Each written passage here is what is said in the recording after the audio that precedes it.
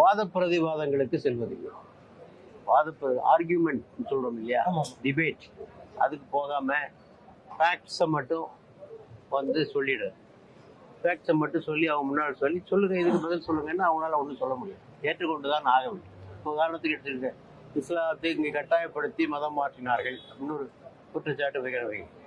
இப்போ நம்ம திருப்பி கேட்போம், இதுக்கு என்ன ஆதாரம்? எந்த ஊரில் எந்த முஸ்லிம் மன்னர் எத்தனை பேரை எப்போது எப்படி மதம் மாற்றினார்? உங்களுக்கு ஏதேனும் குறிப்புகள் உண்டா? சும்மா மொட்டை தலையும் குட்டையில விழுந்தாலாம் பேசப்படாது. சொல்லுங்க, நான் அதுக்கு பதில் சொல்றேன். சும்மா பொதுவா எல்லாரும் சொல்லுவாங்க அதே மாதிரி பேசாதீங்க.